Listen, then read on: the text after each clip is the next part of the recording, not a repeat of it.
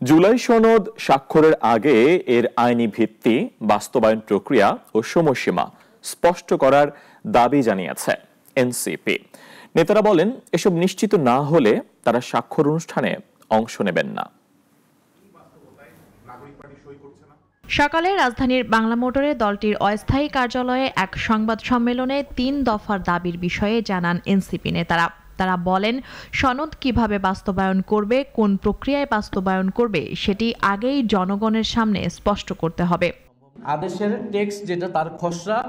দলটির আহ্বায়ক নাহিদ ইসলাম বলেন, জুলাই ঘোষণাপত্র প্রণয়নের ক্ষেত্রেও অন্তর্বর্তী সরকার ছলচাতুরির আশ্রয় নিয়েছিল। এমন ঘটনার সাক্ষী তারা আবারও হতে চান না। দেখেছি ঘোষণাপত্রের সময়, জুলাই ঘোষণাপত্রেও কিন্তু আমাদের দাবি ছিল এটা একটা আইনি ভিত্তি থাকবে, সেটা হয়নি। জুলাই ঘোষণাপত্রের যেই টেক্সট, সেই টেক্সট নিয়ে কিন্তু এক ধরনের প্রতারণা করা হয়েছে।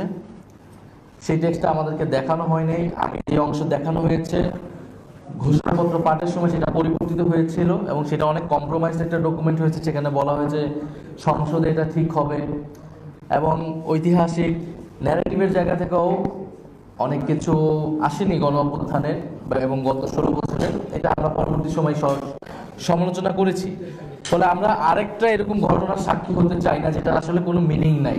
তিনি আরো বলেন, জুলাই সনদ তৈরির প্রসঙ্গে আমরা আইনি ভিত্তির নিশ্চয়তা চাই, কারণ ঐক্যমত্যে আসাই বড় কথা নয়, বরং রাজনৈতিক দলগুলো ক্ষমতায় আসলে সেটা বাস্তবায়নের নিশ্চয়তা দিতে হবে।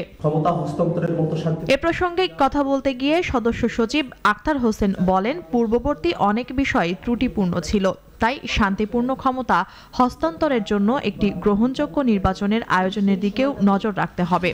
কমিশন বাস্তবায়নের আলোচনা ব্যতি রেখেই ঐক্যমত্য কমিশনের আলোচনাকে ইতি টানবার দিকে অগ্রসর হয়েছিল।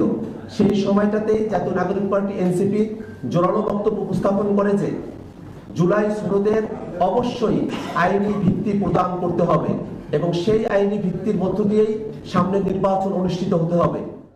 এই সময় এনসিপি সরকারের সংস্কারের কর্মযজ্ঞে যথাযথভাবে অংশ নিয়েছে বলেও মন্তব্য করেন তিনি। সংবাদ সম্মেলনে আরও উপস্থিত ছিলেন আরিফুল ইসলাম আদিব, আলাউদ্দিন মোহাম্মদ, সালেউদ্দিন সিফাত, জাভেদ রাসিন, সারোয়ার তুষার, আতাউল্লাহ ফরিদুল হক। সংস্কারকৃত সংবিধানটা 2026। মুনিয়া জ্যোতি, নাগরিক, ঢাকা।